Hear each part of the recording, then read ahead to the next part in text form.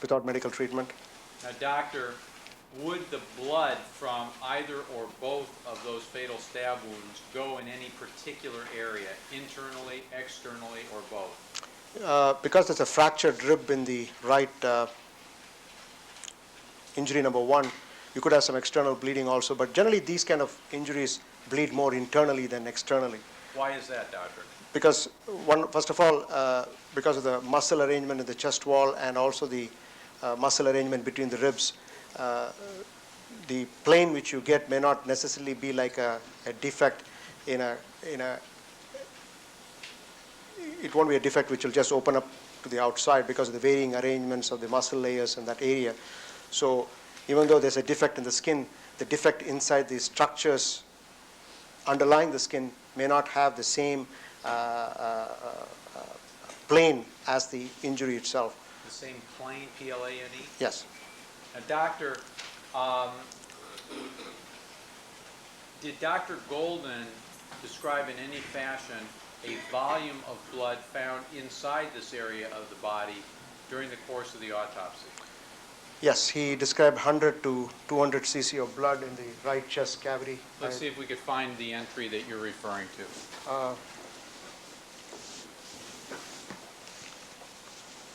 He described 100 to 200 cc in the right chest here under injury number 1, and he described the same amount.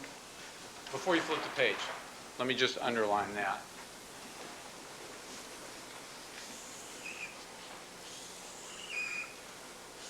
And for the record, I've underlined in blue in the third full paragraph of item 1 of page 8 of the protocol. And I think he described the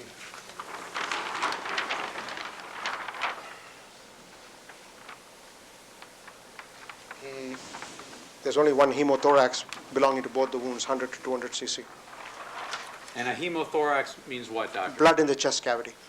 And so there's no additional quantification by Dr. Golden of the blood found in this area? That's correct. That is, he said the total amount present in the right chest cavity was 100 to 200 cc. Doctor, how would you characterize a volume of 100 to 200 cc's in that chest cavity?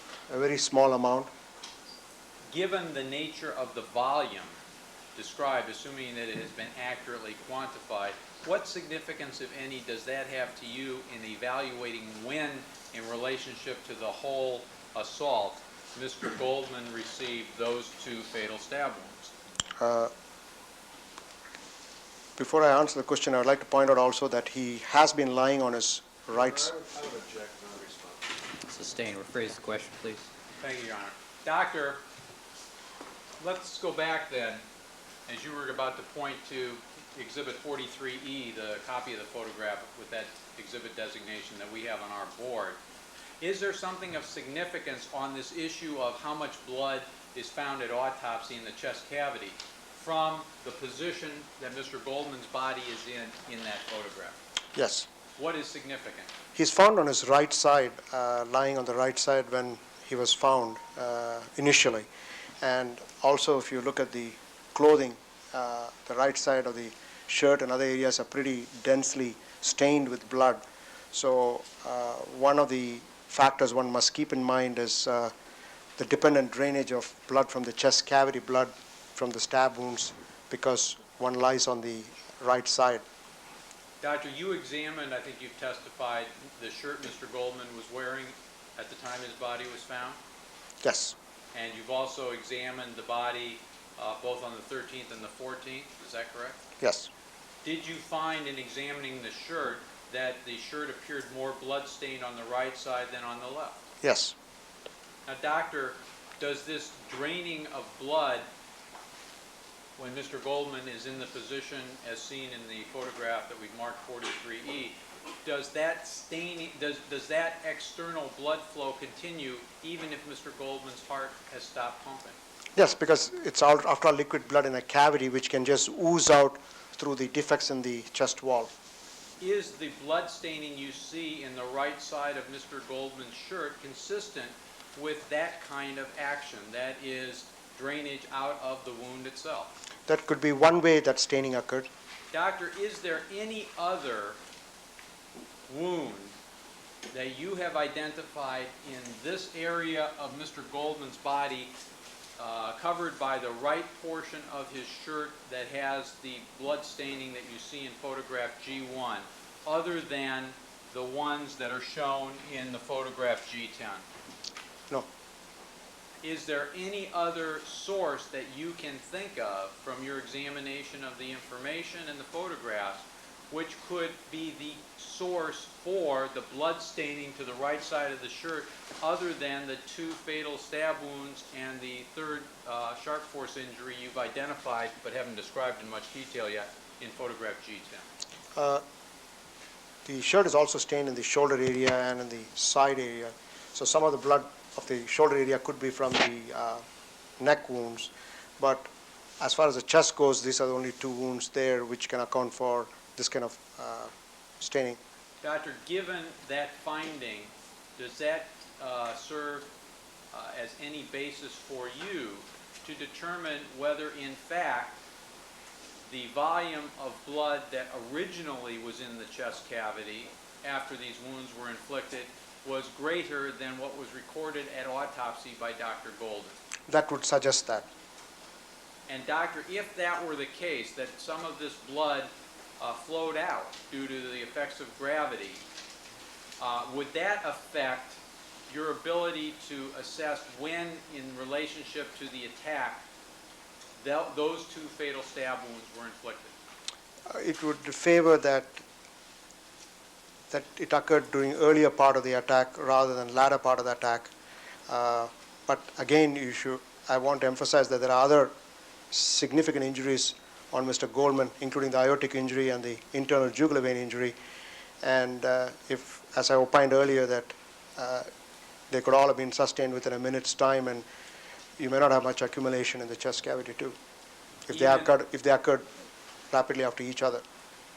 Even if inflicted early on in the course of all of the wounds being inflicted? Yes, because you have the aortic wound which would bleed more than the chest wound at that point. We have not discussed the aortic wound yet, have we? No, we have not. Doctor, I want to correlate, if a correlation is appropriate, the 2 fatal stab wounds to the chest and the thigh wound that you described as one which Mr. Goldman must have been in an upright position to have received based upon the blood staining pattern of the left leg.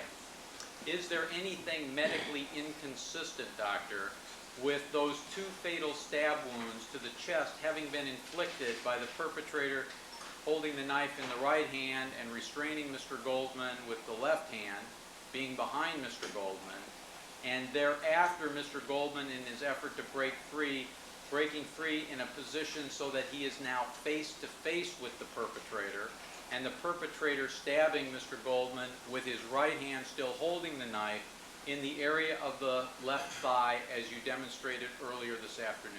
Injection and proper hypothermia. You may answer the question. So let me understand your question.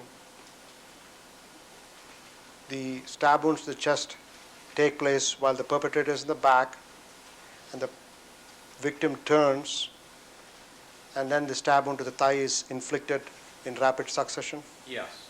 That's Anything inconsistent with that?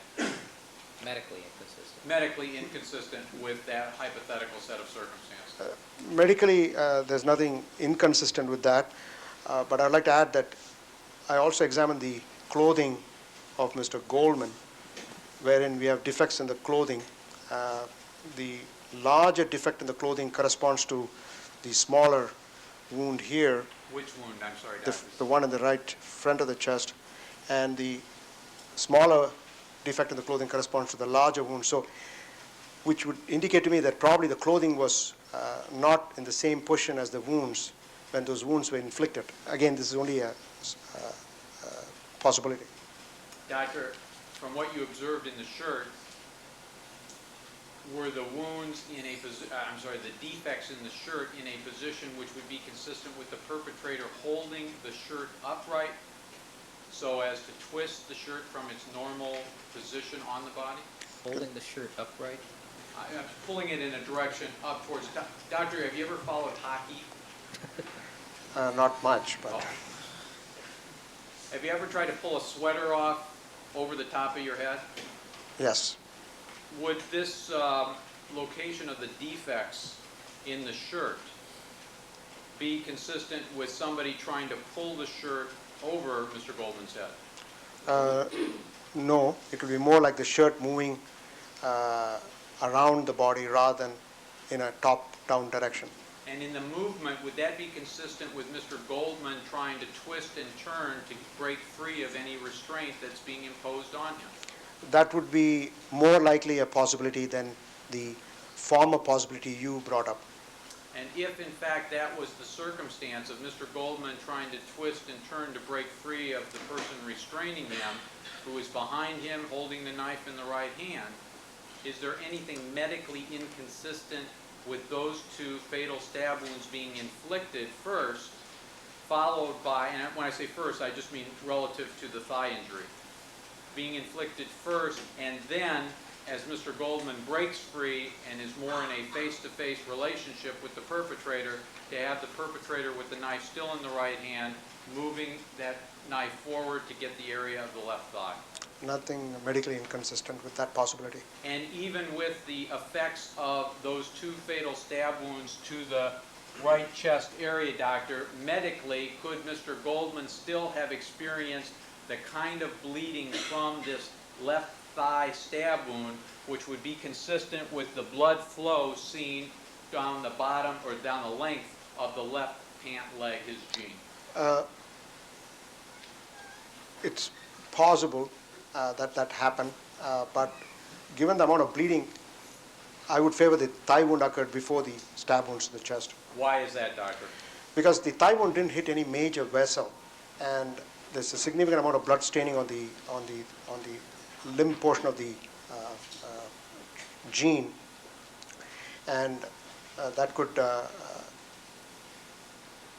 means without any major vessel injury, there's significant bleeding. That means this occurred earlier in the altercation.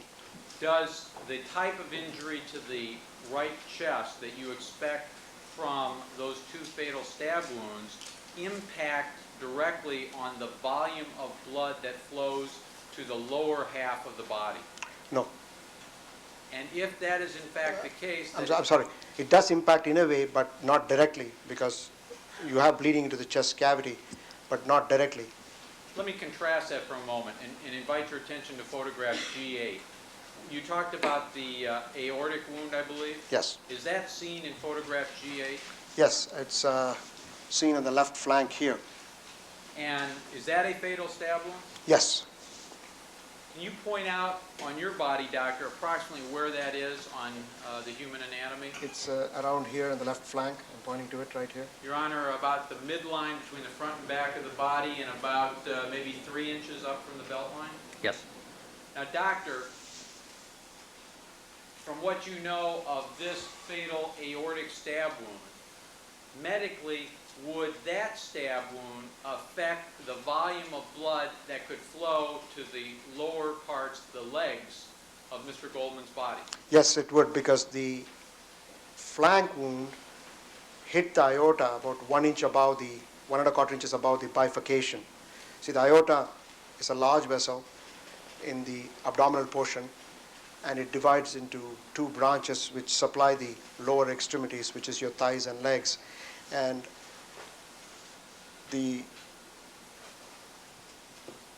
that is why I feel that the thigh wound occurred before the aortic wound, because if the aortic wound occurred earlier, you won't have that much bleeding in the thigh wound, because the bleeding would be occurring inside the abdomen from the aortic wound. Doctor, is that what you would describe as a direct impact between the aortic stab wound and the blood supply available to the lower limbs where the thigh wound is inflicted? Yes, that's what I meant by direct impact. The chest wounds, the two fatal chest stab wounds, do they have that same direct impact on the volume of blood that flows to the lower extremities? Not directly, as we just discussed. And how do they indirectly, if at all, affect the blood volume that flows to the lower extremities, the leg? What exactly happens is there's only so much blood in the body. As I told you several times in this last few days, the total blood volume in the body is 5.5 liters. And if you have blood loss in one place, the body still tries to maintain blood pressure so that the rest of the key areas of the body get blood supply. So even though there's blood loss, there is blood loss and will affect the total blood volume, the mechanism inside the body, which includes the sympathetic nervous system, helps to maintain the blood pressure. But whereas if you have an aortic injury, which would be a direct injury to the vessel, in relation to the thigh wound, it would definitely impair the blood supply to the thigh because the aortic injury occurred earlier. And that is why it's a direct impact. In contrast to this, it's a loss of blood to an area, but not a direct impact to the, as far as the thigh wound goes. As a result, doctor, is it in your judgment more plausible that you can have the thigh wound be incurred after the 2 fatal stab wounds to the chest and still end up with the blood flow that you see in the pant leg, the left pant leg, than it would be to have the aortic stab wound incurred before that same thigh wound? That is correct.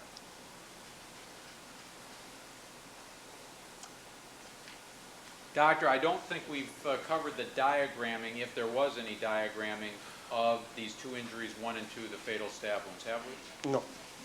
And we have not covered the diagramming. Doctor, we've covered, is there anything else you want to tell us just in general terms about injuries numbers 1 and 2 before we go to the diagram? Nothing else. I have addressed the structures they caused injury to. I've addressed the clothing defects. I've addressed them being caused by a single-edge knife. I've discussed that they are fatal wounds. I don't think I have anything else to add.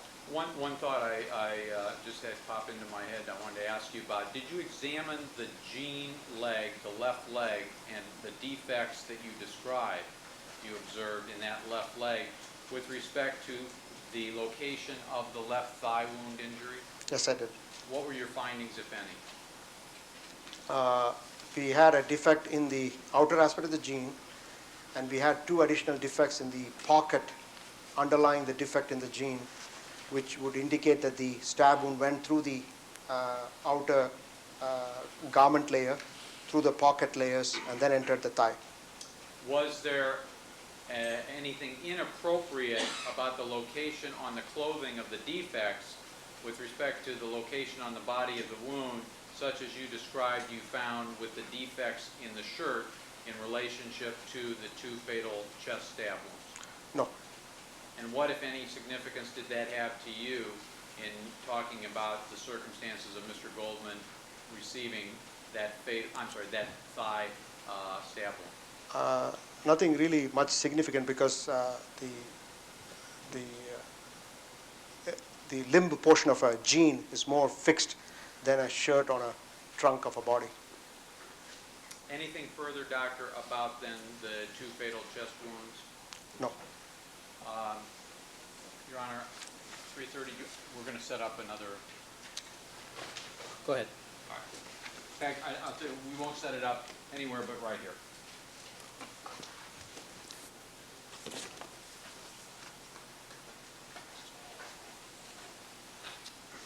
Doctor, I put on the board, this is board 3G of our collection, 357, the 21 series. Is one of these forms used by Dr. Golden to describe in a diagrammatic fashion the stab wounds 1 and 2 of the photograph G10? Yes, it's in 21-2.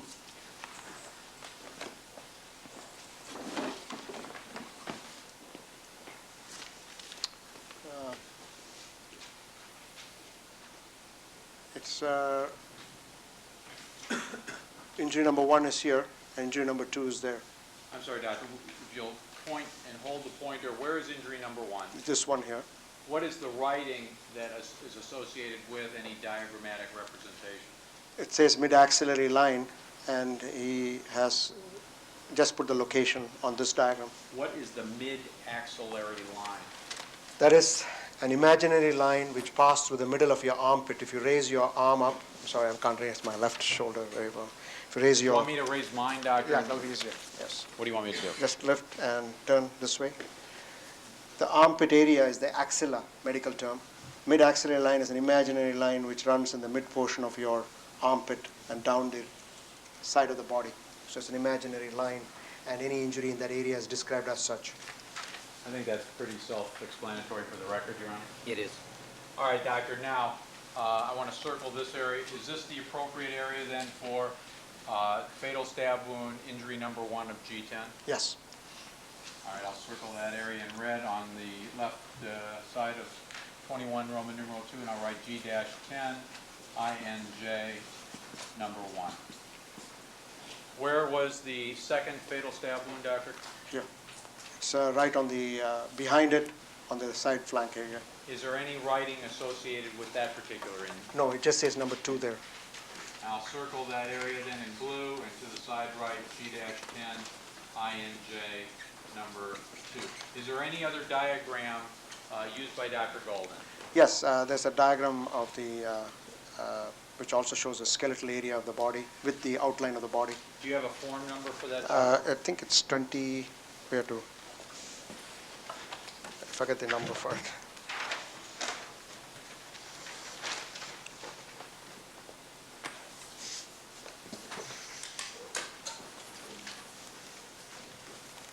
Let's try board 7G.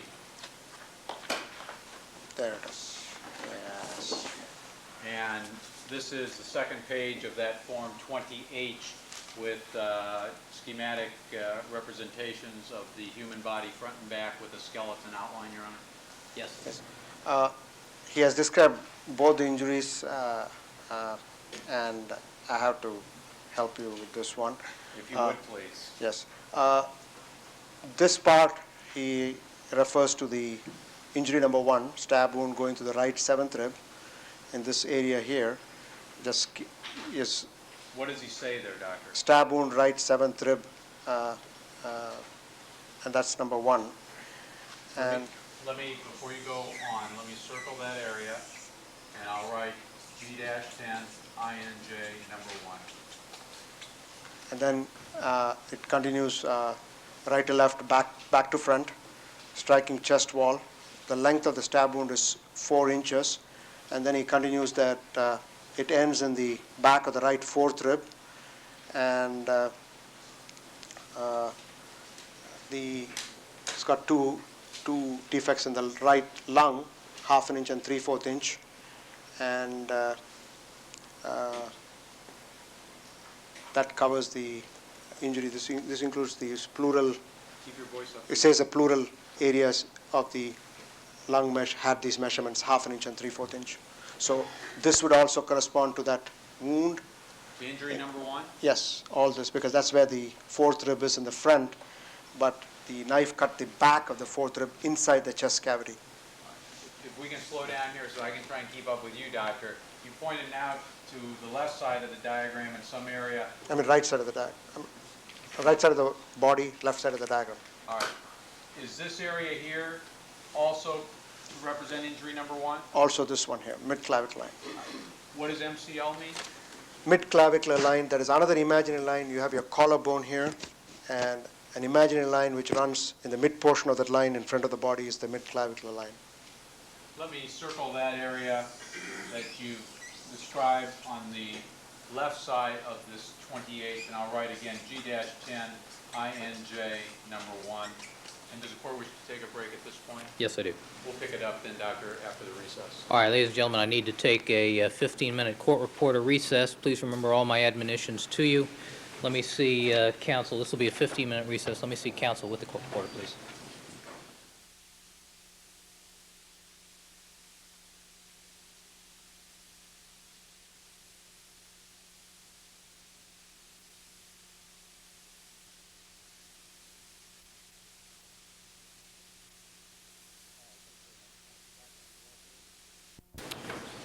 All right, thank you very much, counsel. Back on the record. The defendant's present with his counsel, Mr. Douglas, Mr. Shapiro, people represented by Mr. Kelberg and Mr. Lynch. All right, Deputy Magnolia, let's have the jurors, please.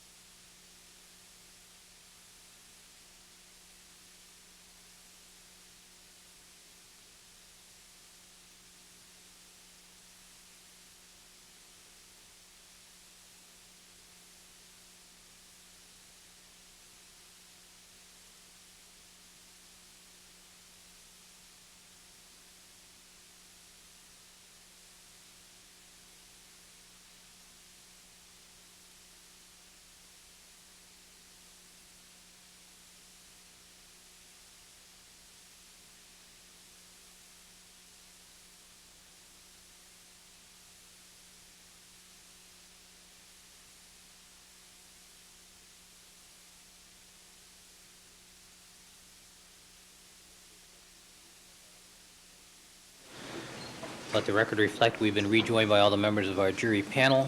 Dr. Lakshmanan is again present before the court, and Mr. Kelberg, you may continue concluding your direct examination. Thank you, Your Honor. Doctor, again, with the court's permission, would you step back to the easel, and we'll go back on this 21 form and see if we can identify. I want to be sure. I think actually we need the other. Yes, I'm sorry. We need the other. The 7G board that had the skeletonized schematic.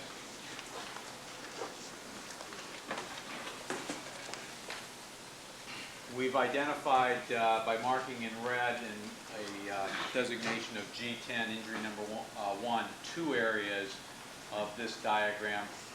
And then I think, Doctor, you had pointed out another area in the lower right-hand corner of this form that refers to injury number 1, but I want to be sure. So can we, again, slowly go through what additional entries, if any, on this form refer to that fatal stab wound, injury number 1 of G10? We went over the portion of the 7th rib which was injured by the injury number 1 as it entered the chest cavity. This part of the diagram on the left side shows some markings with reference to the right 4th rib area wherein the stab wound ended, and the description of that injury to the right 4th rib is reflected in the lower portion of the diagram. Posterior right 4th rib, 3/4 inch cut, and then. Keep your voice up if you would, please, Doctor. Is this some form of diagram by Dr. Golden concerning his observation in that area? It appears to be, yes. And what do you interpret that to be a diagrammatic representation of? It is trying to show a cut of the right posterior 4th rib. And in general, Doctor, is that a shape that you would find consistent with a single-edged knife, such as you identified, had to have been the source of that fatal stab wound? I cannot make that conclusion from a cut on the posterior surface of the rib. Why not? Because it's just a cut on the posterior surface of the rib. You cannot make any determination from that. And then you have 2 wounds to the right lower lobe of lung, which indicates that there was an entering portion and an exiting portion. That is, it was a through and through type of wound to the right lung. And does all of that still refer to this injury number 1? Yes, all of this up to this point. All right, and you've just pointed, before you move backwards, to another area, and I'm not sure you've interpreted that writing for us, if you can. It says plural, superficial. I can't read this word here, but basically it refers to these defects in the right lower lobe of lung. All right, then, for the record, I'll take the blue marker and mark this area of writing that the doctor has just outlined. Circle it in the blue and write at the lower left-hand margin G-10 INJ number 1. Yes. Also, this inscription here in the right lower part of the diagram also reflects to the same injury. And what is that description? It shows the direction right to left, back to front, and the length of the wound track to be 4 inches. And there's some other writing. Can you make that out? Striking chest wall, and I think this is says posterior, probably reflecting to the right 4th rib posterior aspect. Again, all of this is still injury number 1? Yes. I'll circle that area in blue as well and write G-10 INJ number 1. What else, Doctor? This part of the diagram reflects the entry portion of injury number 2, goes through the right 8th space and back to front direction, and I can't read this particular inscription here, but basically this reflects the information pertaining to injury number 2. Has Dr. Golden made any kind of diagrammatic entry on the right form of the skeletonized human form to represent that second stab wound, that fatal stab wound injury number 2? Yes, here, the right eighth space. All right, let me circle that area in blue, and I'll write out at the side G-10, or actually at the top, INJ number 2, and the written description that the doctor just referred to a moment or so ago, I'll circle in blue and make a line connecting back up to where the actual wound is drawn in on that same diagram. All right, doctor, have we covered all of the entries? Seems to me we have some Yes. information here. What, if anything, does that refer to? That refers to the stab wound to the left flank. It reflects stab wound going through skin, subcu, and iliopsoas muscle and aorta. So that refers to the left flank wound. I think you're going to have to, if you could please spell out the muscle that it went through. Iliopsoas, PSOAS. And doctor, is this the aortic wound that we saw briefly in photograph G8? Yes. So while we've got this up, let me circle this area in red, and I'll write G-8. Is there any more than the one, I believe you described that as a fatal stab wound, did you? Yes. G8, you also have diagram. Is there more than one injury? I just want to find out if there's any need to designate an injury. There's only one injury there. I think what I'll write is fatal aortic stab wound. Is that accurate, doctor? Yes. Have we covered all of the written information then on this form? Yes. Any other diagram concerning these 2 fatal stab wounds to the chest? No. Is either of them addressed in the addendum? No. Any need to, in your opinion? No. Now, you mentioned that there were other injuries or findings in the photograph G-10, and I believe one of them you indicated was a sharp force injury as well. Is that Yes. correct? I called it injury number 3, and it's a 3/8 inch sharp force injury, which is superficially located to the, mainly running superficially on the skin of the right flank. Can you point it out first of all? And this is on photo G10. For the record, it appears to be in the center of the body that's depicted in the photograph, and about an inch or so above the top edge of the blue photographic identification card. Yes.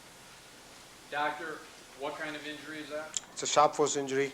It's superficially, it's a superficial injury. It's not deep. It did not penetrate the abdominal cavity. Given its superficial nature, is this one of those sharp force injuries where you cannot, by the form, tell whether this is due to a single-edged knife or a double-edged knife? That is correct.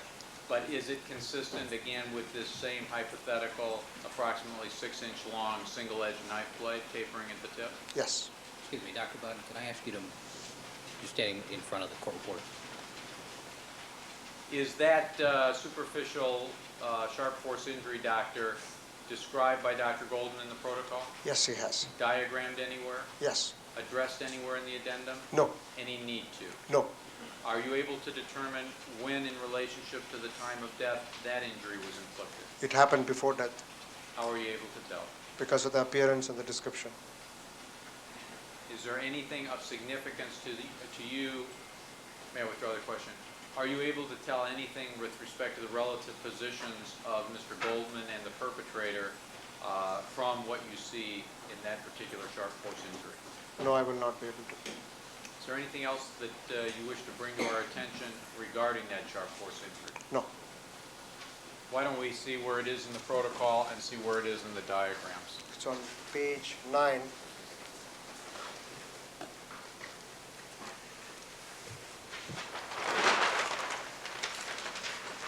Number 3. It's located here. Page 9, number 3, stab wound to right flank. This whole description applies to that. Doctor, in your opinion, is this an accurate description of what you see in that photograph? Yes. Let me just outline this in red. on our protocol, page 9. This is G-10 INJ number 3, which I've written in the left margin. Yes. Where is it diagrammed, Doctor? It's diagrammed in 21-2. And we'll put our board right over the protocol. This is 3G.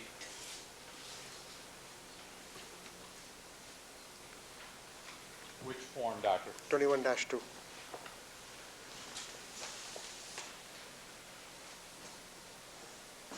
And you're pointing to an area, is there some kind of squiggly line slightly above and to the right of it as you look at the diagram? Yes. I was actually looking. No, this one is the sharp force injury. This just refers to a number 3 next to it. So this is what you've just identified as injury number 3 of G10, where Yes. I'm pointing? Yes. And this 3 is Dr. Golden's arbitrary designation of wound numbers? Yes. All right, let me circle that area in red, left side, and I'll write out to the side, G-10, INJ, number 3. Anything further with respect to that injury, Doctor? Nothing else. All right. You also testified that there were other findings you made reviewing this photograph, G-10. What are those findings? There are some postmortem abrasions between injury 1 and 2 and 3 here. And Do you have an opinion as to the cause for those postmortem abrasions? no, they are just non-specific postmortem abrasions. Doctor, in your opinion, can those postmortem abrasions be due to the manner in which the body was transported from the Bundy location to the Forensic Science Center of the coroner's office? That's one possible scenario. The other possible scenario is him lying on the right side, rubbing with the clothing, rubbing against that area. There are many possibilities for that postmortem operation. If the body is not moving, and Mr. Goldman, for all intents and purposes, is dead or actually is dead, and his body is in that position as shown in 43E, the photograph in our 362 collection, can you still have that kind of postmortem abrasion occurring even if the clothing is not moving against the body? No, because of the clothing pressure itself, you can have sometimes abrasions on the skin surface Simply from the pressure? from the right side. It's just a postmortem abrasion. It's difficult to specify how it was caused. All right. Any other injuries? Well, first, let me ask, does Dr. Golden describe this in the protocol? Yes. Diagram it anywhere? He doesn't describe it in the protocol, but he diagrams it. Where does he diagram it? It's right here. This line here you see here. Doctor, did you give an injury designation to this area of postmortem abrasion? I just call them collectively as injury number 4. And is there some writing that you associate with Dr. Golden's diagrammatic representation? Yes, it says postmortem. I can't read this, but basically I think it refers to that marking there. Then I'll circle this area in blue that you've just outlined.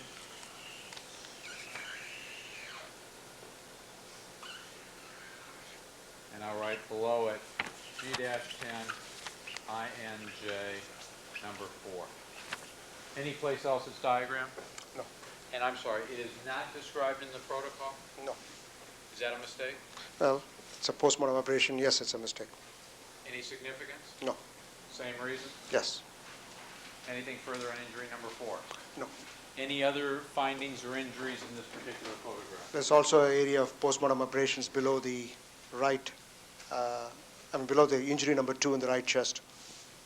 Are you able to differentiate, hypothetically, the causes for that, such as transportation versus pressure from clothing? No. Basically, would your answers be the same regarding that as they were for the injury number 4 postmortem abrasions? Yes. Did Dr. Golden describe that area in his protocol? No. How about diagram it anywhere? He has diagrammed some shading here near the number 2, and the line which reads postmortem reflects both those areas. So I'm not sure whether he diagrammed that collectively with this other postmortem abrasion which we have here. And is this area by you arbitrarily designated as number 5? Yes.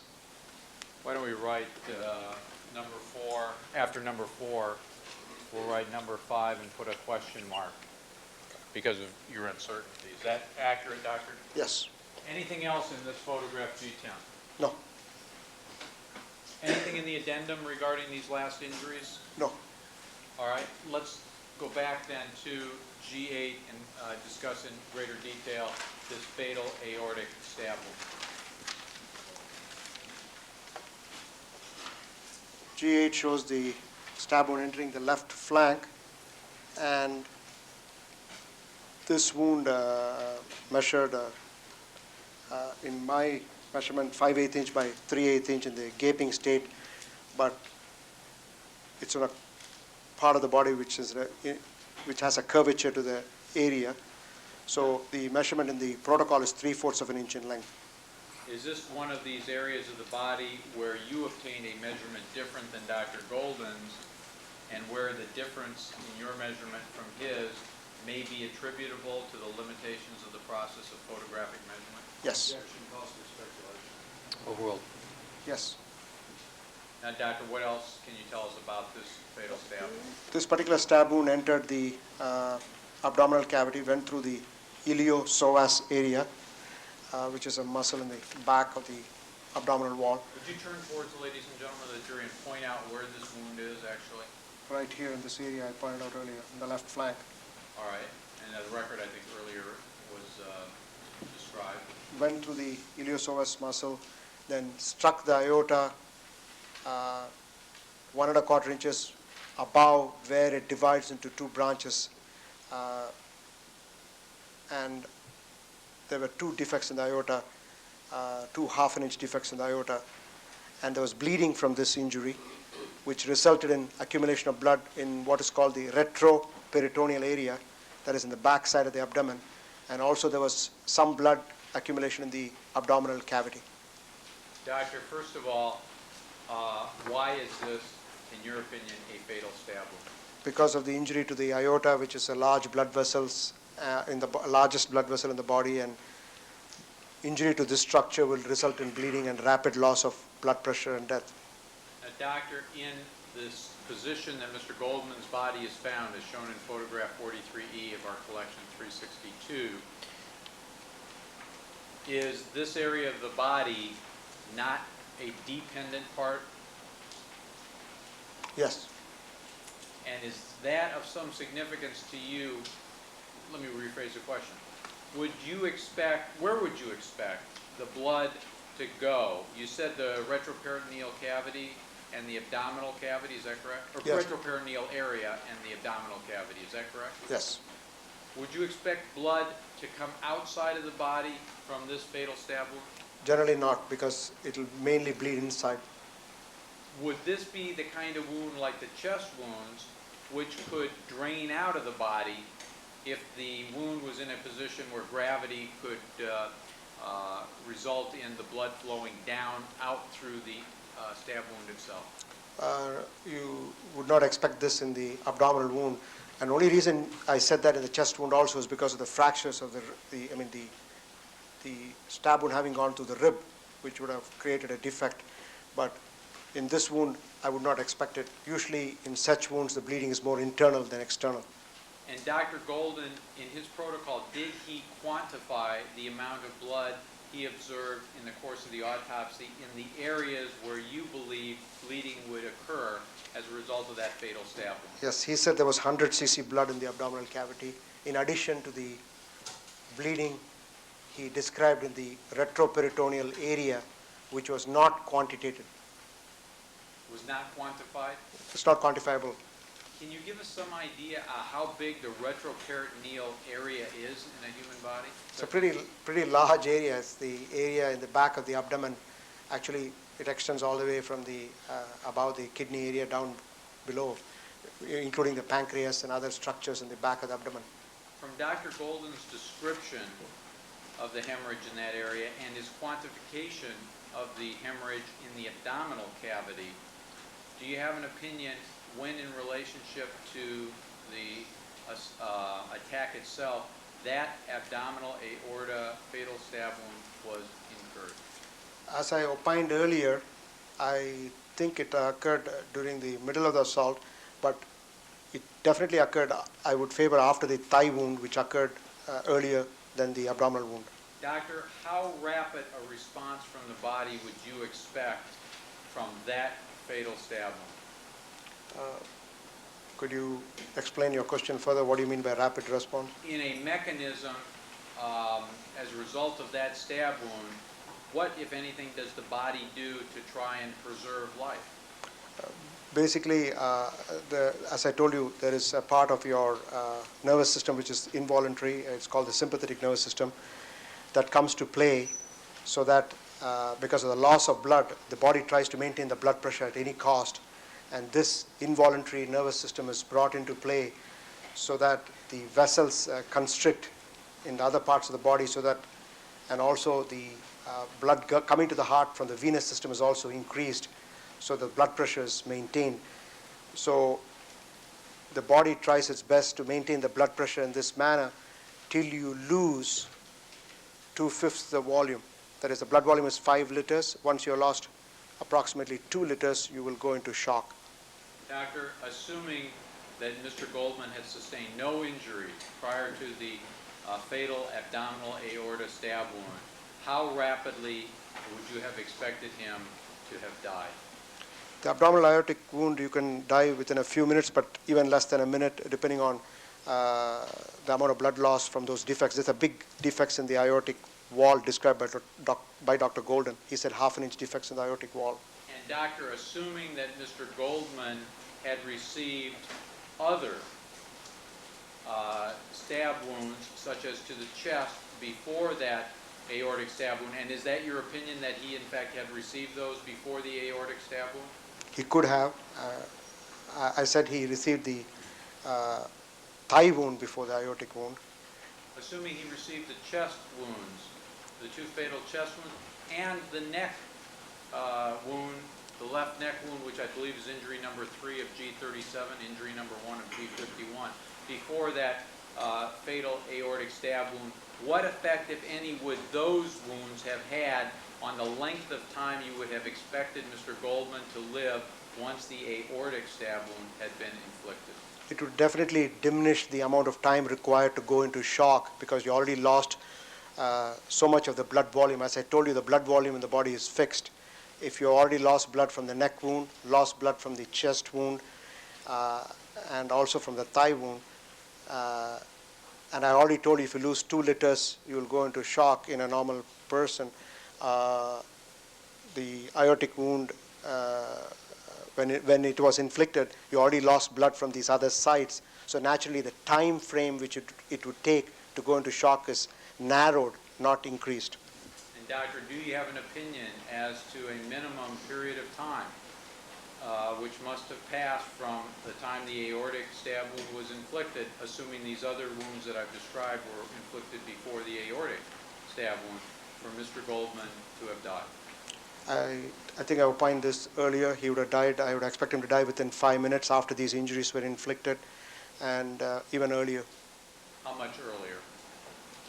2-3 minutes, because you're talking about major injuries to the jugular vein, the lung, the aorta, and you'll bleed fast and go into shock rapidly. It doesn't take much time to lose 2 liters of blood from all these sites to go into shock. And doctor, again, from the quantification that Dr. Golden provides in his protocol regarding the abdominal cavity blood that is found, does that give you some indication as to how long after the aortic wound was inflicted Mr. Goldman lived? It doesn't help that much, because the quantity we have is only in the cavity. I do not have an estimate of how much blood is in the retroperitoneum, so you cannot really give an estimate on how much blood loss occurred from that particular wound. Do you consider it a mistake on the part of Dr. Golden not to have attempted to quantify and report that effort on the retroperitoneal area where hemorrhage was found? It's difficult to quantify the retroperitoneal area, but you could have described the extent of the retroperitoneal hemorrhage. And what effect, if any, does his failure to do that, if you describe it as a mistake, have on your ability to answer these big-ticket questions? even if you had given a measurement, it will be difficult to estimate the volume of blood clots in the retroperitoneum unless you take the, if you have tissues which you can weigh without the blood clots. It's very difficult to estimate it. And doctor, other than, I gather this is of some importance to you in assessing how long Mr. Golden may have lived from the time that aortic stab wound was inflicted. Is that accurate? Well, I already told you it won't take much time to go into shock after the aortic wound, so it'll help to better define a time, but really the total time frame you're talking about is not long. And other than that, would such a quantification have assisted you in identifying whether a single-edged knife caused all of the sharp force injuries? No. Or have assisted you in identifying the relative positions of the perpetrator and Mr. Goldman at the time that aortic sharp force injury was inflicted? No. Or in identifying from the appearance of the wound the type of knife that inflicted such an injury? From the appearance of the wound, as I couldn't see the edges properly for this wound from the photographs very clearly, but the description of Dr. Golden is that the posterior edge is forked and the front end is sharp, and based on that, it could be a single edge if it's a straight penetration, which would support a thick edge, a thick blunt edge because of the forking. The other possibility is if it's a double edge, you cannot exclude some twisting. To break this down a bit, doctor, from your review of the photograph is insufficient to define with sufficient clarity for you the ends of the stab wound on the surface of the body? Yes. So in this particular instance, you are referring to Dr. Golden's description of the ends of that sharp force injury, that stab wound, in his report? Yes. Yes. And based upon what Dr. Golden reports, then this is one of these forms where you cannot differentiate between a single-edged knife and a double-edged knife. Is that correct? Yes. Which of our alternatives, if any, from that board 1, 2, and 3? That would be number 3. And doctor, you've already indicated that a single-edged knife could be consistent with this and all the other wounds. Is that correct? Yes. Lost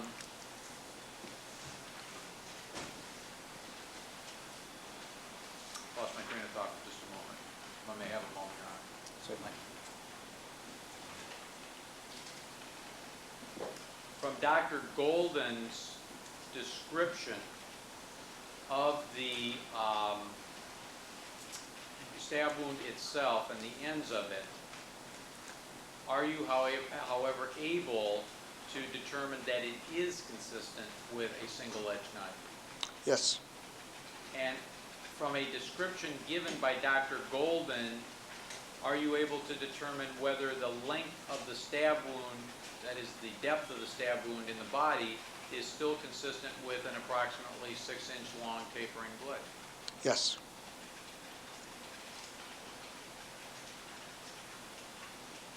Is this diagrammed by Dr. Golden as well as described? You've indicated he described it, I believe, in the protocol. Yes, he did. Is it diagrammed somewhere? Yes, he has. Let's take the protocol first because you've indicated there's some quantification in the abdominal cavity and so forth. Where in the protocol, doctor? It's on page 10, number 5.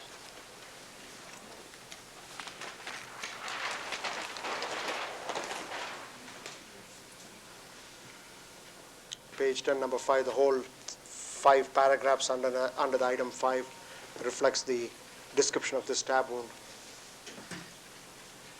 And let me box that in red.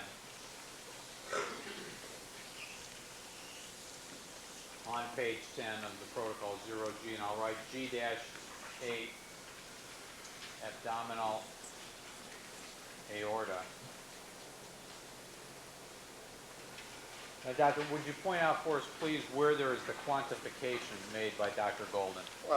We have to start with line 8 under paragraph 2 under item 5, page 10. two perforating half-inch wounds are seen in the wall of the aorta with surrounding para-aortic hemorrhage, in addition to the retroperitoneal hemorrhage, including hemorrhage into the mesocolon. Approximately 100 cc, 100 ml of liquid blood is found free within the peritoneal cavity. Let me outline this, actually not outline, but let me underline approximately 100 ml of liquid blood is found free within the peritoneal cavity. Is peritoneal cavity a fancy way of saying the abdominal cavity? Yes. And doctor, what, if any, significance is there to you in the observation by Dr. Golden that there are, and I'll underline this, two perforating 1/2 inch wounds seen in the wall of the aorta? It could mean two things. You have the aortic, aorta is a tubular structure. So if the knife went through the tubular structure, it could have gone in and out through the both walls of the tube. So you could have two defects that way. The other possibility is that the knife could have been withdrawn and re-entered in the same area in the aorta. I mean, not in the same area, in a different area of the aorta in the same vicinity. If that had been the situation, doctor, would you have expected Dr. Golden to see separate wound casts, at least for some distance, to show that the knife had been withdrawn some distance and then re-plunged to create the second perforation in the aorta? It will be difficult to study two different tracks in the retroperitoneal soft tissues. It's not like going through a solid organ, so it will be very difficult to ascertain that in an area where there's so much soft tissues, where you cannot really define a track because you'll have so much hemorrhage in the margins. Now, according to this same paragraph, Dr. Golden describes the path, referring to the path of the stab wound, is that correct, doctor? Yes. As from left to right and slightly back to front. What, if any, significance does that have, and I'll underline that for the record, what, if any, significance does that have to you in ascertaining, if you can, the relative positions of Mr. Goldman and the perpetrator at the time that abdominal aorta fatal stab wound was inflicted?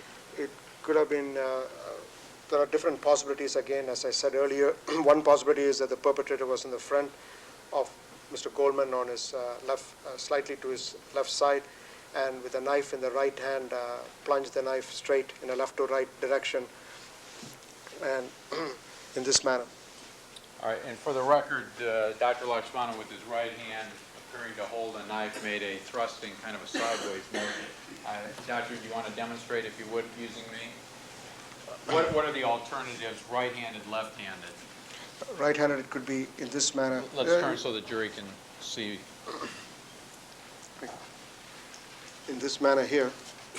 For the record, Dr. Lakshmanan and I are face-to-face. With his right hand, he's taken the ruler, and the ruler appears to be perpendicular to the side of my body where the stab wound would be located. Is that correct, doctor? Yeah, this is a straight penetration, but as I told you, you could have a dynamics in this, and it need not necessarily be that the plunge took place in this manner, because the body of the victim could be turning in this way, and it could be just a straight plunge this way too. All right, how about a left-handed situation? Left-handed situation, it would have to be, the perpetrator would have to be more on the left side like this, in this manner, being in the back of the victim, or the perpetrator could also be on the side, on his side facing the, the victim could be on, the victim's side could be facing the perpetrator's knife in this manner, but little more the victim being turning, so that you get a back to front, left to right direction. In the first demonstration, Dr. Lakshmanan was directly behind me, shifted a little to the left of center of my body. In the second demonstration, if Dr. Lakshmanan could get back into position, so I'll accurately describe the second demonstration you were just doing, Doctor. This one, oh, sorry, you have to be like this.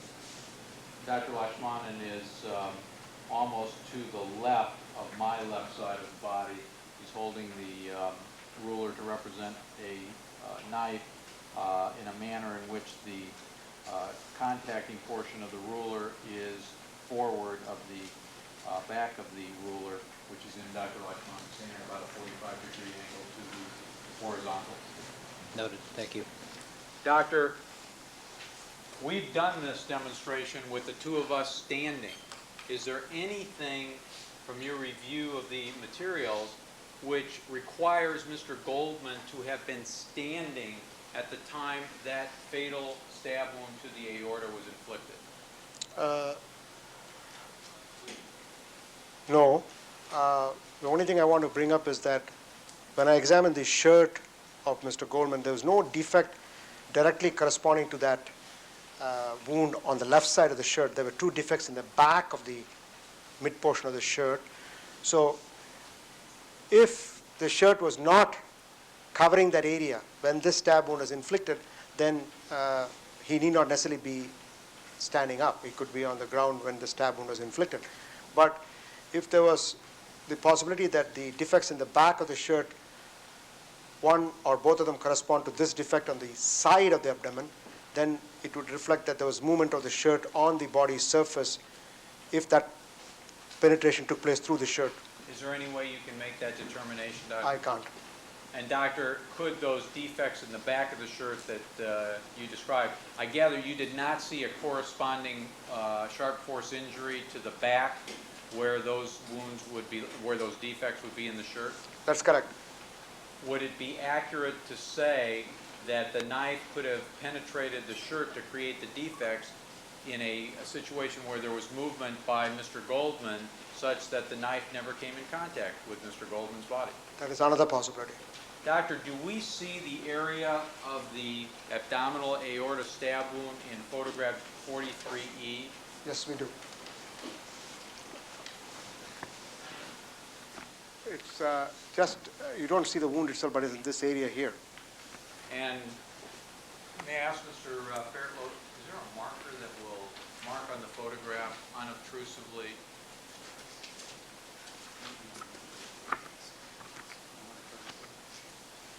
Mr. Fairlow indicates to me that we have a gold marker that he can use. And Doctor? I would put an arrow in this area, somewhere here in this region. I have arrows. Is it a permanently affixed one, Your Honor? I'm just concerned that it might come off of the... Well, try it. All right, may I approach? I'll let Mr. Fairlow. Doctor, will you point out where Mr. Fairlow should put the arrow?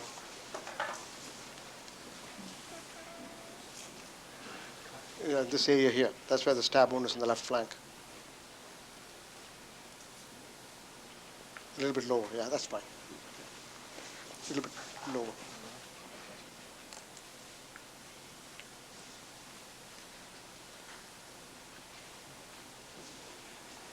You can't see it because it's slightly on the posterior curvature of the torso.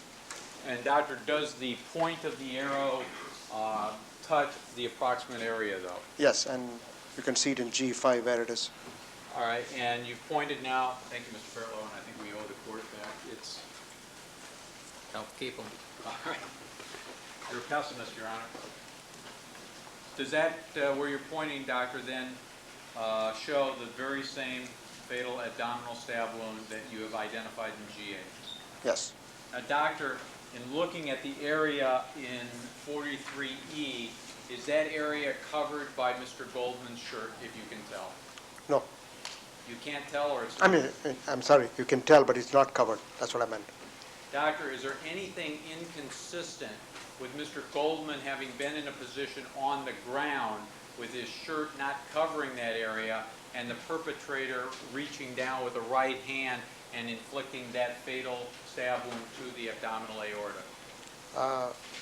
I can't exclude that possibility. There's nothing inconsistent in that statement.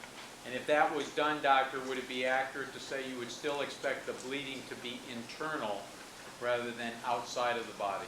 Yes. And of course, the wound should have been inflicted when Mr. Goldman had blood pressure to cause all the bleeding which it caused. And in your opinion, that was in fact the case, that he had a beating heart with sufficient blood pressure? Yes.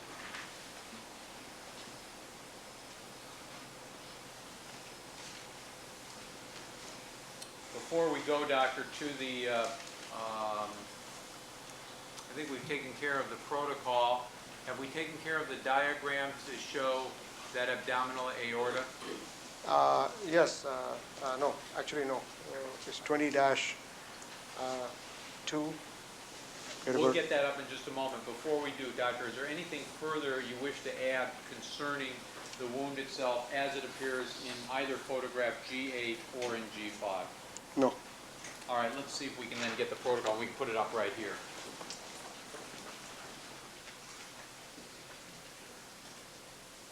Doctor, is it also diagrammed in 21, one of the 21 boards? Yes, 21-3. Why don't we take care of that one while Mr. Lynch is going to put the other one up on the easel. Was going to put the other one up on the easel with the photos. I'll do that. That's 2G. 2G. Thank you, Your Honor.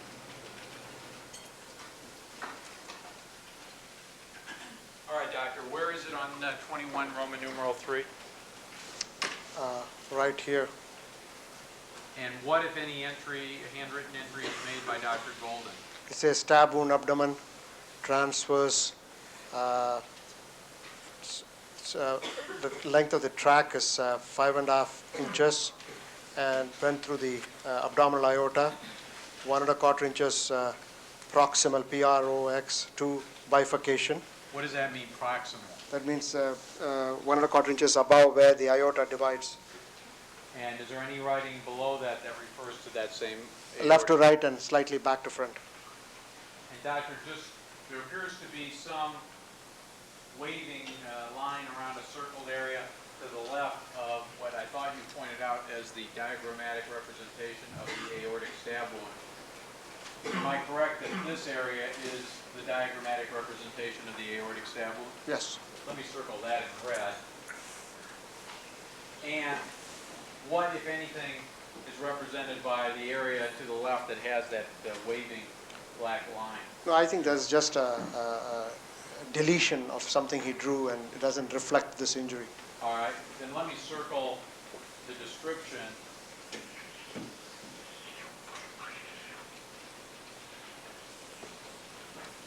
In the two areas that are covered by that, and I'll make a line out to the side of the lower right-hand area of G8 and G5.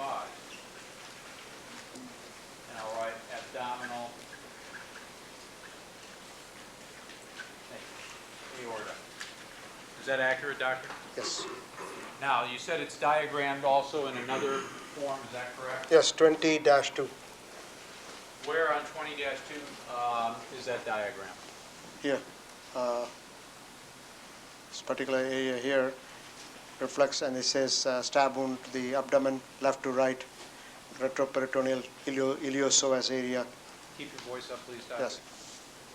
Is all of this writing here to refer to that abdominal aorta stab wound? Yes, and actually it continues here also. It reflects the 3/4 inch length of the stab wound on the skin surface, the direction left to right, back to front. And again, it reflects that the injury to the aorta took place proximal, 1.25 inches proximal to the bifurcation, and you have 100 cc blood in the peritoneal cavity. Doctor, what, if anything, is this where I'm pointing to represent?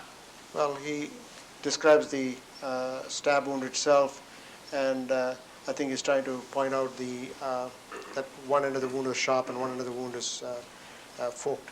And what is this, and I'll have the record hopefully corrected to indicate what I've been pointing to. What is this where I'm pointing to, which is just above what you were just describing? What does that refer to? He's got some kind of diagrammatic notation here, but mainly he says it's a transversely oriented wound, which means it's horizontally oriented, which we already saw in the photograph. Doctor, It runs in a front to back direction, the stab wound. I believe you indicated Dr. Golden describes one end of the stab wound as being forked. Yes. Is that accurate? Yes. Would this appear to be a representation of a forked end of a stab wound? No, it's just some notation there. I can't really make that diagnosis from that notation. All right, so all of this area here, all of this area here, all relates back to that stab wound, the aortic stab wound. Is that correct? Yes. All right, let me circle all of that.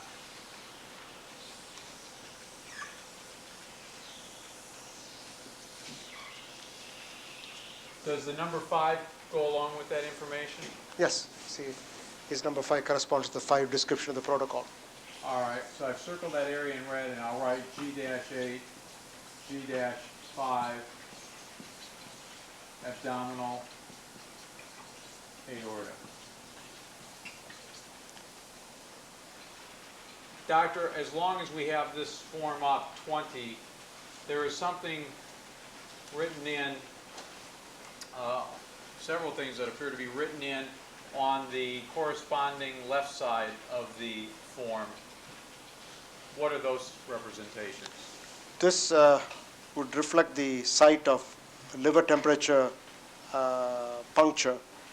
They punctured the abdomen to get the liver temperature, and PM means it was done post-mortem, and this is the liver temperature procedure conducted by Ms.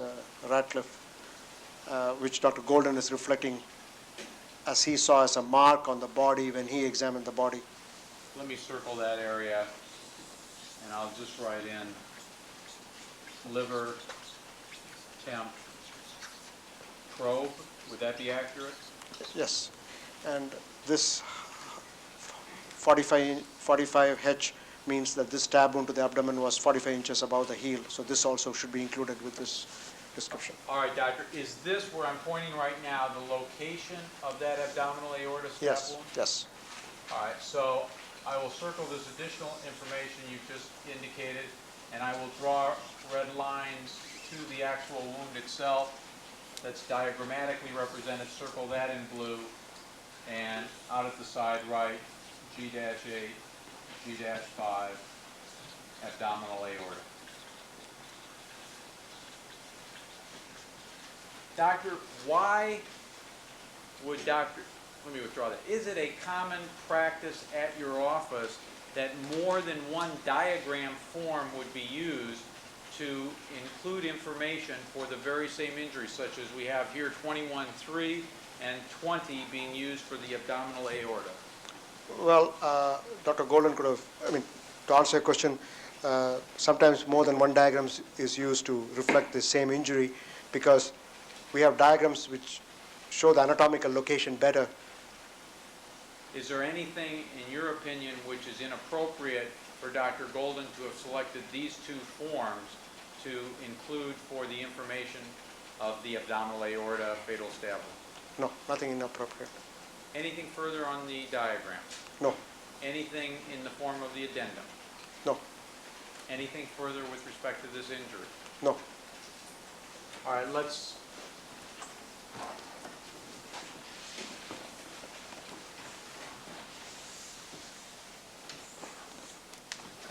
Doctor, I think you indicated that the abdominal aorta stab wound was the only injury which you discussed from photograph G8, is that correct? Yes, And just for orientation, is this Mr. Goldman's left hand that is laying alongside the area of the body in G8? yes, Now, we have one photograph left, doctor, and that's G5, is that correct? yes. And you've already indicated where the abdominal aorta wound on the body is located. What other findings have you made from reviewing this photograph? And by the way, this is a crop photograph, is that correct? Yes, And you saw the full photograph? yes, Is this one of the photographs that was not made into a life-size photograph? yes. And is that because, in essence, you would need a full 5'9" photograph to accurately represent a life-size depiction of this area of Mr. Goldman's body? That is correct. Nearly 5 feet 9 inches, because the photograph included portions of the body, not the whole body, I'm sorry, portions of the body. but not the whole body. All right. Now, would you tell us what your findings are that are seen in that photograph? I already described the flank wound which is seen in G8. You also have an abrasion in the left shoulder blade area, and you have an abrasion in the radial aspect of the left wrist. Have we seen either of those injuries in any of the other photographs? No. Let's start then with this abrasion, you say the left shoulder area? Left shoulder blade area. All right. From your observation in this photograph, is this an antemortem abrasion? Yes. Do you have an opinion as to any potential source or sources for that? Non-specific blunt force trauma. Doctor, from your review of the environmental surroundings that we saw in the earlier photographs, are any of those surroundings a potential source for that abrasion? There are several sources which could cause that. Any rough surface could cause it. And does that include the ground? Yes, Does it include any of the trees? it could. But remember that we also have the shirt interspersed between the skin and the inflicting object. And what effect, if any, does the shirt interposing between the object and Mr. Goldman's skin have on how that abrasion can be created? You don't see a pattern, so it will be very difficult to say which object did that particular blunt force. Is this abrasion discussed by Dr. Golden in the original protocol? No, Is it diagrammed? no, Is it addressed in the addendum? no, All mistakes? yes, Collectively and individually, any significance on any of the big ticket questions you've been reviewing and testifying about? no, For the same reasons that you've already described? yes, Now let's talk about this injury. You said something about the radial aspect of the left hand, is that correct? yes. It's right here. You can see an abrasion there.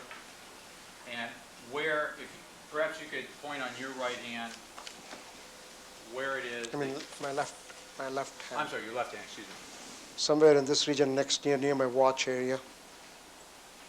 Your Honor, below the base of the thumb at the wrist level, the doctor is pointing. Slightly above the wrist level, yes. Is this discussed by Dr. Golden in the protocol? No, Diagrammed anywhere? no, Addressed in the addendum? no, Answers the same regarding these mistakes as they just were to the mistakes regarding the shoulder blade abrasion? that is correct.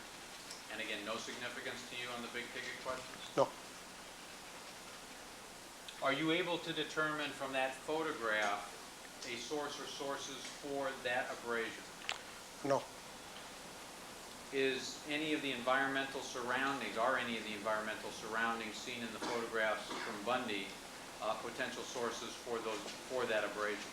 it could be any rough surface which the hand rubbed against or the surface rubbed against the hand to cause that injury.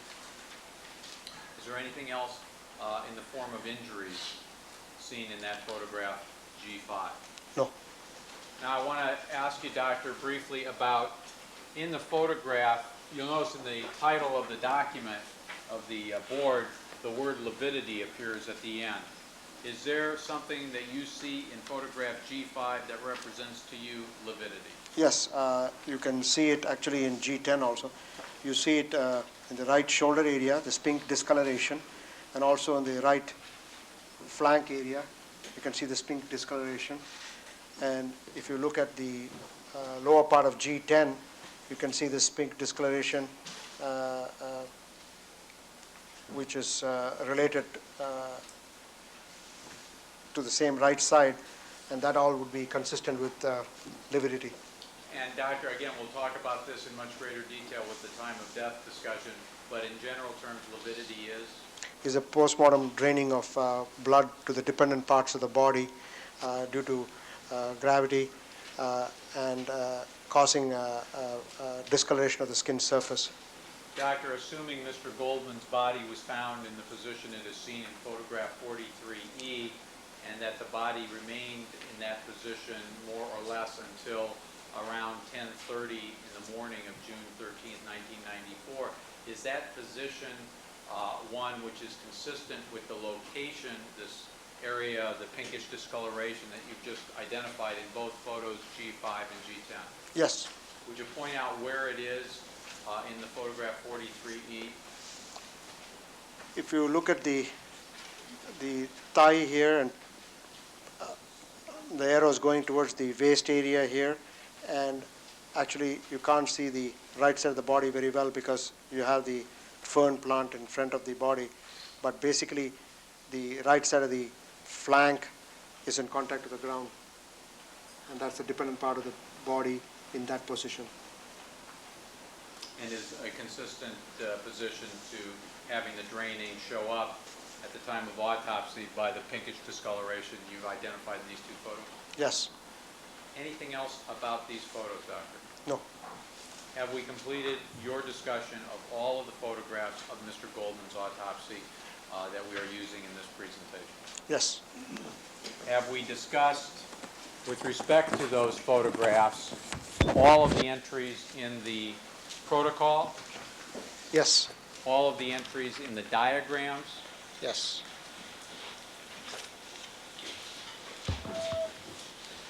and all of the entries in the addendum? Yes.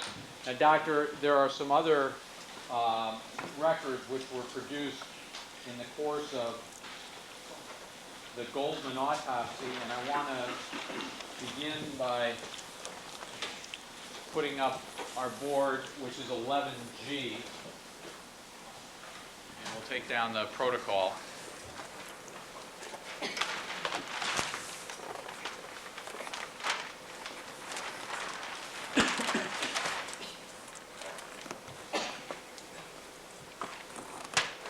And I'm also going to put up in just a moment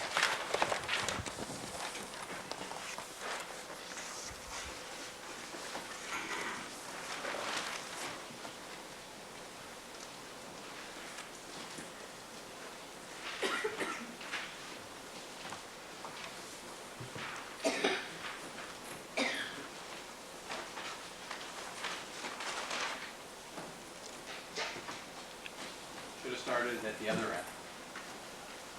The Form 15, 16, which is our board 1G.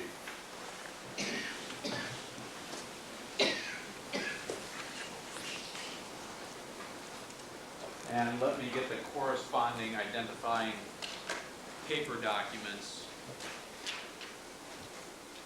Our Form 15 is a part of Exhibit 356B. There are two of those Form 15s, and what appears to be the toxicology report is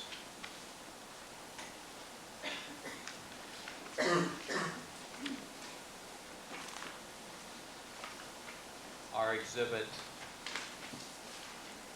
356P as in Paul. Doctor, again, are these two documents, the toxicology report, and there are several pages, I believe, and the Form 15, forms which are produced in the ordinary course of the coroner's office operation? Yes, they are. And is each of them completed by an employee of the coroner's office? Yes. And is each of such employees under an obligation to complete these records at or about the time of the events which are recorded in each of the documents? Yes. Now, let me invite your attention, and I'm going to see if we have some pins still left. I don't know if we have them. I don't think we do. Let me hold this back. On the If you form- need some, Mrs. Robertson can get you some if you need them. All right, I think we can proceed without them, but All thank you for the offer, Your Honor. Doctor, this form, is this completed by Dr. Golden in the course of performing the autopsy of Mr. Goldman? Yes. And there appears to be an entry at the top concerning time and listed as 10:30. What does that reflect? That is the time he started the autopsy.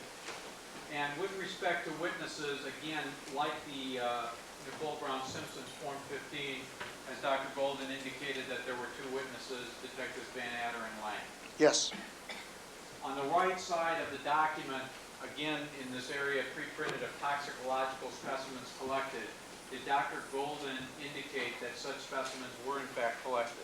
Yes. What has he indicated? He said he collected blood from the right chest and bile, and there's nothing else reflected in this particular 15, but he had collected stomach contents. Doctor, would you like a sip of Yes. water? Thank you.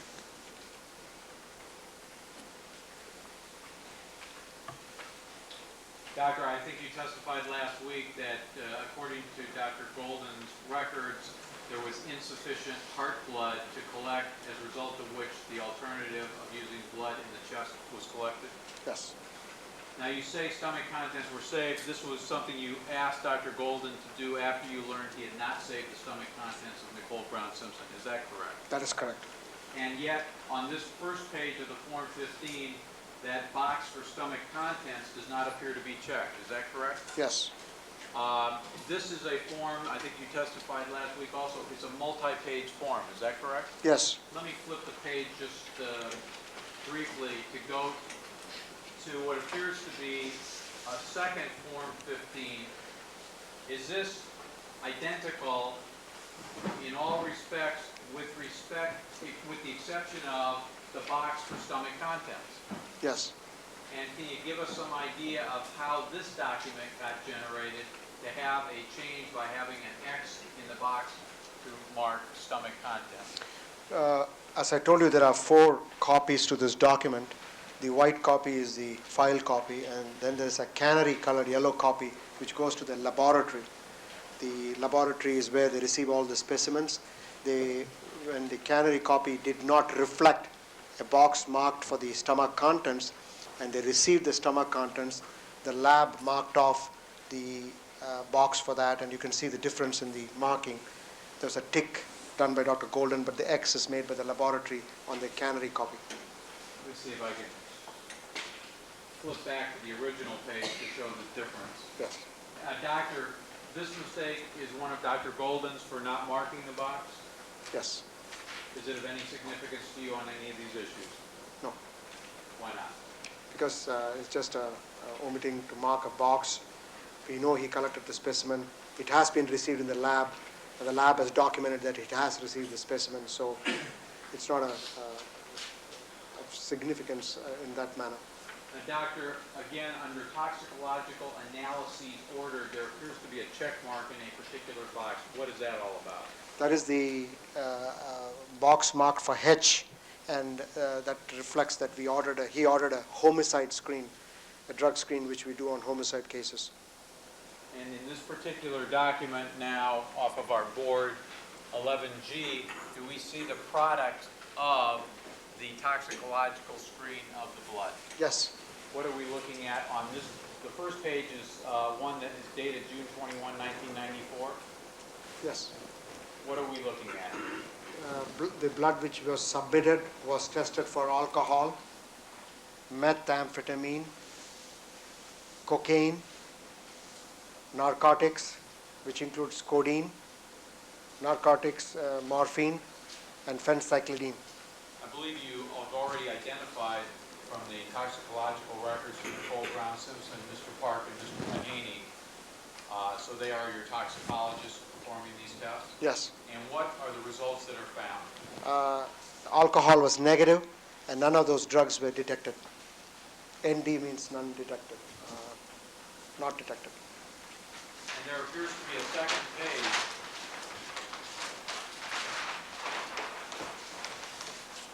to this particular toxicological board.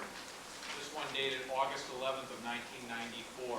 What does this represent, Doctor? This is some additional testing which was requested at a later time to complete the C screen, which is a comprehensive screen, and this reflects that. Is there some reason why Dr. Golden has only requested an H screen and ultimately a C screen this time? I requested. Sustain, rephrase the question. If you know, Doctor, is there a reason why a C screen was performed? Yeah. I ordered the C screen to get it completed. Why did you order that? Just to complete the screen to make sure that we don't have any other drugs in the system. Doctor, would it normally have been the case in a low publicity homicide where the circumstances are all the same with the exception of the identities of the victims and the person arrested, or only an H screen to have been done? Objection, Your Honor. Rule. That's correct. Is this another instance where you were covering your backside? If you want to put it that way, yes. It's not a question whether I want to put it that way, Doctor. Is that why you ordered it? I ordered it to complete the screen so that we can get the screen completed. If you don't do it in other low publicity cases, then why did you do it in this case? I just wanted to make sure there was no other drugs which we can test for, which was present in the system. Why don't you do it in the low publicity cases? I just did it as I told you already. I don't have a reason for it. I just did it as a judgment call. And the results Negative. for any of these additional drugs? Both the basic drugs and barbiturates. Anything further with respect to these two documents on the toxicological analysis? No.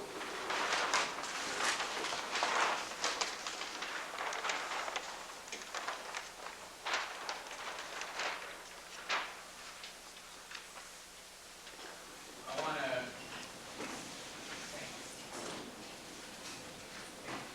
for safety's sake, let me move this. First diesel. And I just want to get the exhibit identification number. This is going to be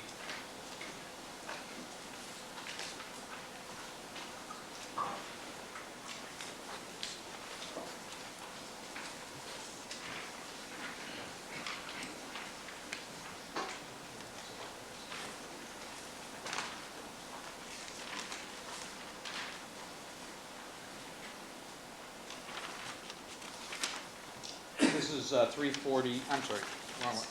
356C. Mr. Lynch helps me out. Thank you. Our Form 16 in this case situation, Doctor. First of all, does this form show the actual hours indicated by Dr. Golden in which he performed the autopsy, the gross autopsy and dissection of Mr. Goldman? Yes, in the lower part you can see that he performed the autopsy between 10:30 and 1300, which is 1 o'clock in the afternoon. And I think you testified last week that, in your opinion, this autopsy should have taken somewhat longer than 2.5 hours as indicated by Dr. Golden. Yes, How long would you have expected this autopsy to take? I said 4 to 5 hours. Now, doctor, in this particular form, does Dr. Golden indicate the contents of the stomach which he saved at your request? Yes, What does he indicate? he says that 200 cc of partially digested material with pieces of spinach identified. Spinach. Let me ask Mr. Lynch if he could just circle that area with one of the markers at the witness stand. And let me, while he's doing that, put up the protocol. Doctor, is there a description provided in the protocol for the stomach contents of Mr. Golden? Yes, it'll be under digestive system.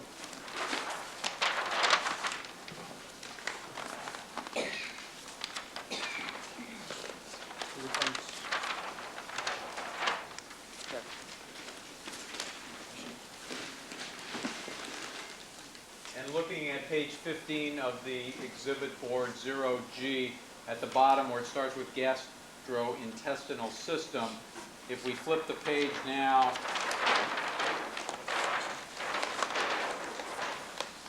does Dr. Golden describe his findings of the stomach contents? Yes, it's on paragraph 1 of page 16, line 3. 200 ml of partially digested semi-solid food found in the stomach with the presence of fragments of green, leafy vegetable material compatible with spinach.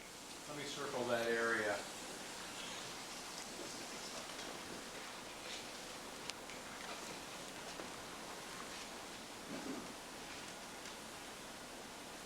Does Dr. Golden on the Form 16 make any reference to the fatal stab wounds he identified in the course of the autopsy? Yes, he does. Where? He describes the 2 stab wounds to the right lung and says to the right lower lobe, and he also addresses the 100 cc blood present in the chest cavity of liquid blood. Keep your voice up, please, Liquid Doctor. blood, and he also addresses the presence of 100 cc blood in the abdominal cavity, in addition to the retroperitoneal hemorrhage here. Also, That's from the flank wound. and does he also record the height and weight of Mr. Goldman? Yes, he does. The weight is 171 pounds and the height is 69 inches, which is 5 feet 9 inches.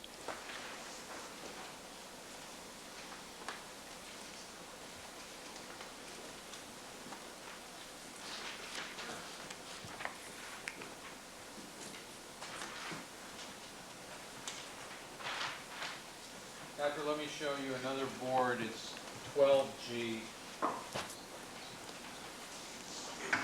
which is in the paper form.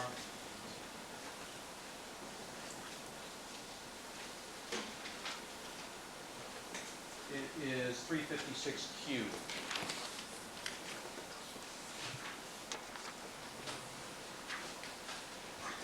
Testified last week about examination made by Doctors Vale and Anselmo on photographs of the back of Nicole Brown Simpson. Did you also obtain a consultation report from the two of them regarding Mr. Goldman? Yes, they reviewed photographs on Mr. Goldman. And is this Form 13 part of the official records of the coroner's office by these two consultants? Yes.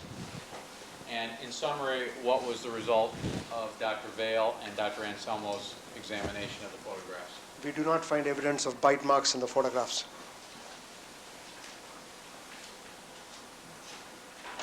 Flipping the page of this board, do we see in essence the handwritten version of the same report you just described, only that report was on a Form 13 and the handwritten part is on a Form 42? That's correct. Anything else in the way of Dr. Vale and Dr. Anselmo on the Goldman autopsy? No.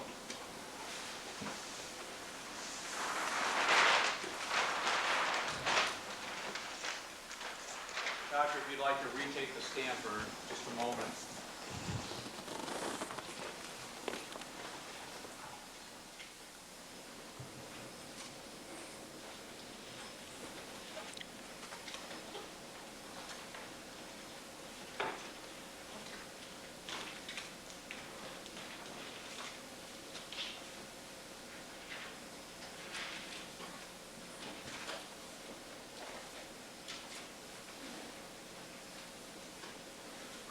Just trying to get the designation, I apologize, Your Honor, for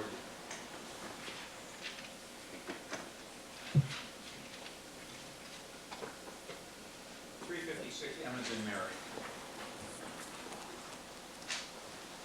Doctor, let me show you the blow-up, which is our board 8G of the exhibit, the paper exhibit 356M. And I'm sorry, you're going to have to get up again if you would, please. Are you familiar with this document?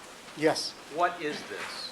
This is a summary of the various sharp force injuries on Mr. Goldman, and Dr. Golden did the summary,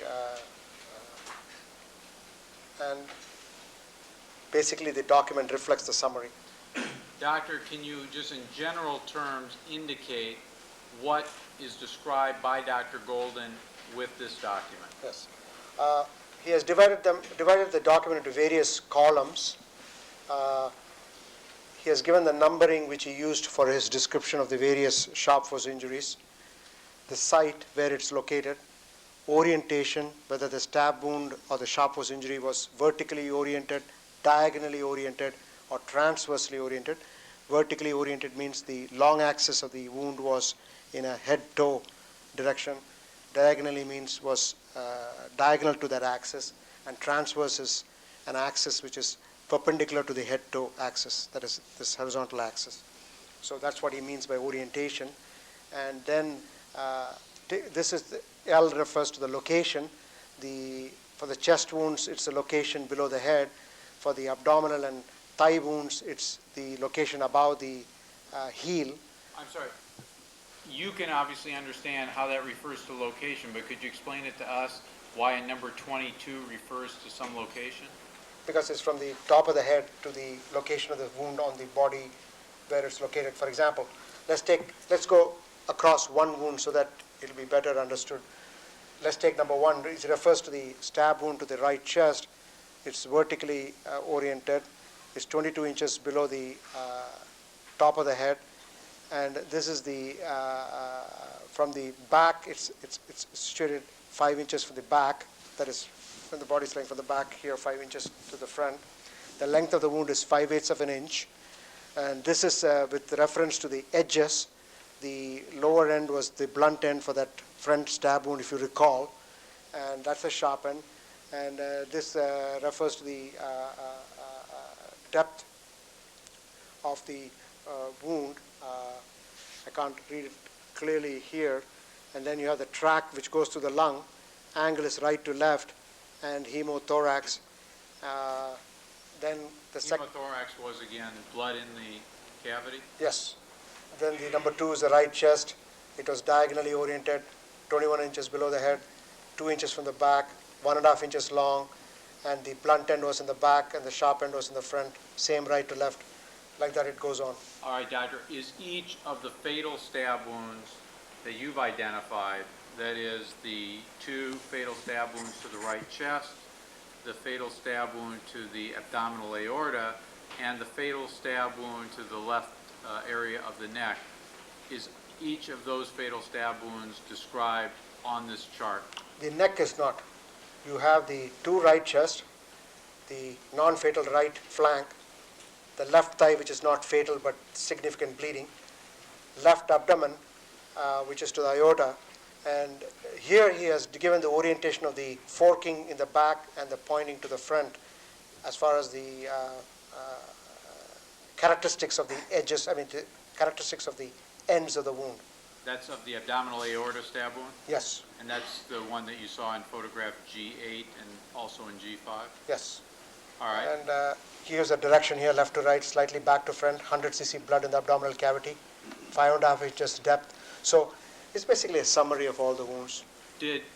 Would you have expected Dr. Golden to have included this fatal stab wound to the left side of the neck in this chart review? He did not. I guess.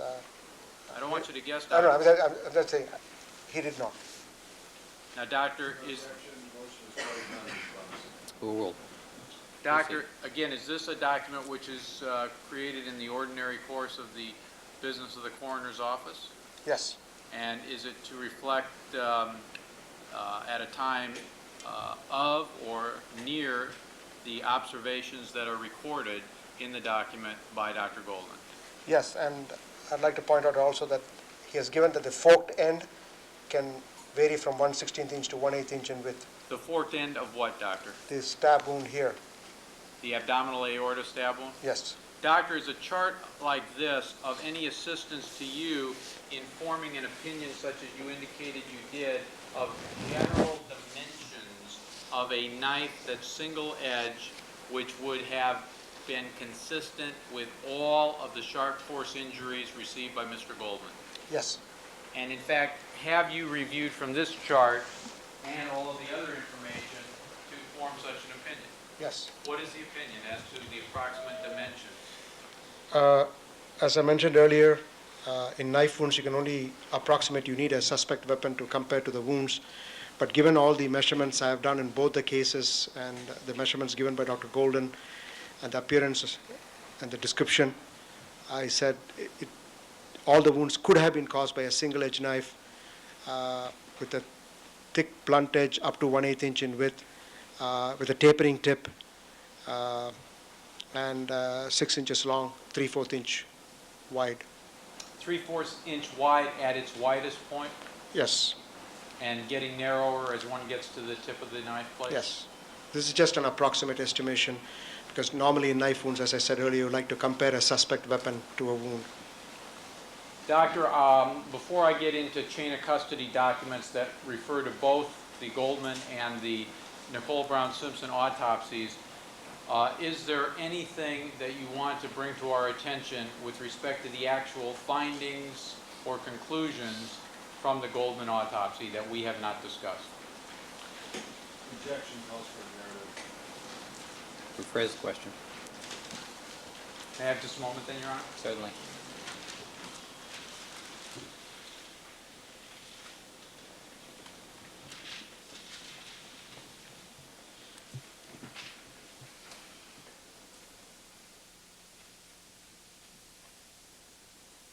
The one thing I did not show you, Doctor, would be the blow-ups of the Form 1 and 2 that is on our board 13G. We saw the Form 1, I believe it's Exhibit 298B, the redacted version to leave out any home address that might be observed. Those documents, are they also created in the ordinary course of the coroner's office operation? Yes, they are. And are the entries made by employees at or about the time of the events which are recorded in those documents? Yes. Now, Doctor, before I go to the chain of custody documents, I want to ask you about something that Mr. Cochran mentioned, I believe, several times in opening statement and in some examination of witnesses, in particular Detective Lang. Objection to the form of that statement. Sustained. Motion to strike and honest objection. Stricken. Jurors to disregard. Doctor, I'm sorry, Your Honor. Proceed. Doctor, have you ever heard the term, before I may have mentioned it to you, Colombian necktie? I heard the term. From whom? That's used to describe a type of neck injury wherein you have a slash wound to the neck and tongue is interspersed there. When is the first time you heard such a term? Objection, Your Honor. Overruled. I've heard it mentioned by different pathologists. Doctor, have you... Mr. Kelberg, I hate to break it up. I have a note from the jurors that we need to take a comfort break. All right, so let's take 5 minutes. All right.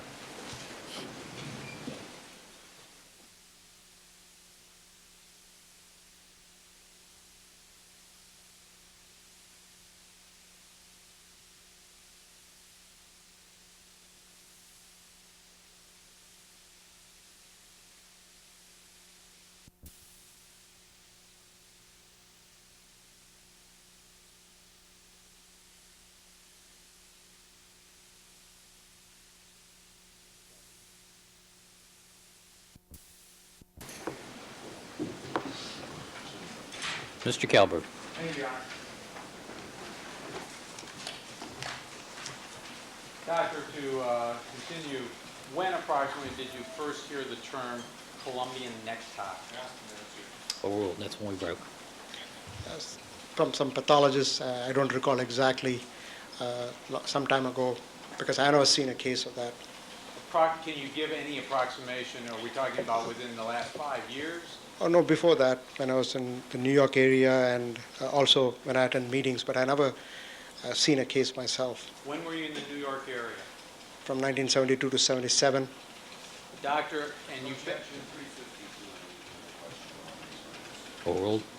Doctor, you have been at the Los Angeles County Coroner's Office in one capacity or another since when?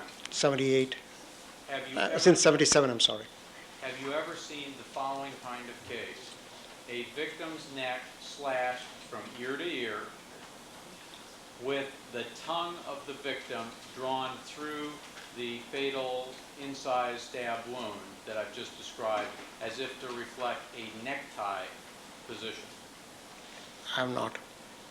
And in your capacity as the chief medical examiner for the County of Los Angeles, you see cases other than ones you are personally handling? That's correct. And you see cases that your other medical examiners are handling on a routine basis? That's correct. And in that time, you've never seen such a case. Is that accurate? That is correct. Doctor, before I get into chain of custody, let me cover a few other areas concerning Dr. Golden. Since the arrest of Mr. Simpson, did you become aware of other cases where on review Dr. Golden had made mistakes? Yes, I have. Was one of the cases, actually two cases, involving individuals by the name of Gay and Phillips? Yes. In general, describe the case, the mistake or mistakes made by Dr. Golden.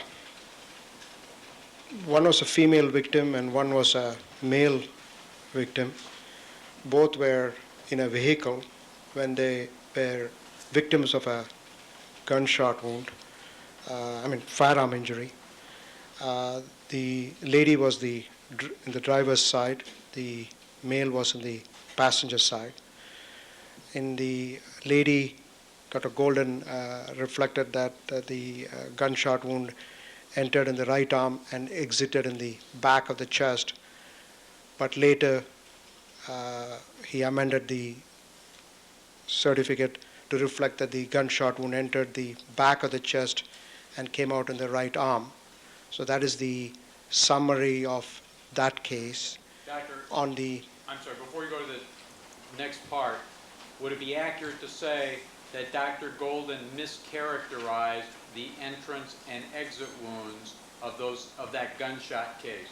yes, And the amendment that was done, was that done before you became aware of this case as a possible mistake by Dr. Golden? yes. Who did that amendment? Dr. Golden did the amendment, I think, I forget the exact date, but much later. Approximately when did this case arise in your office? I think it was 1990. 1990? Yes. And approximately when did you first become aware of this case as a case of a possible mistake by Dr. Golden? In August last year, when there was an episode on prime time. That's a television program on ABC? Yes. Now, Doctor, you were going to say something more, I believe, regarding the Gay Phillips cases. Is that correct? That's correct. The other gentleman who was a victim of the same incident was also shot in the chest. He had an entrance in the back and an exit in the front, and Dr. Golden properly characterized the gunshot wounds as far as the entrance and exit went, but he failed to recognize the range of fire for the entrance wound in the back. There was evidence of additional injury in the back near the entrance of the gunshot wound, which would place the range of fire to be a close range rather than a distant range. And that was a mistake which had to be corrected, and it was corrected last year. If you know, on whose initiative was this corrected?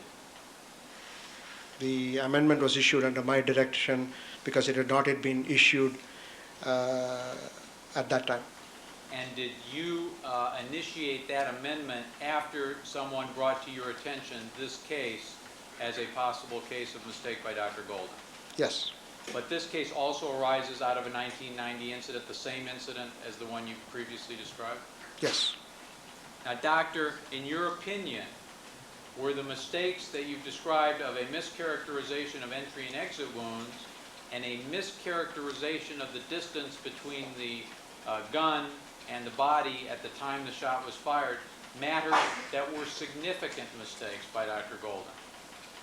Yes. How were they significant medically? Medically, they were significant because the range of fire is important, and also the direction of fire is important. But as far as the cause of death goes, there was no impact. Doctor, have you told us in summary the circumstances of those two cases as cases of mistakes by Dr. Golden? Yes, I just gave a brief summary.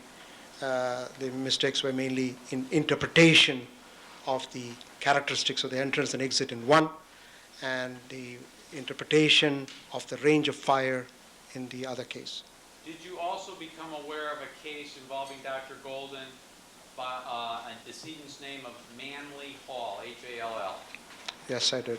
What is that case all about with respect to any mistake by Dr. Golden? There the issue was whether he identified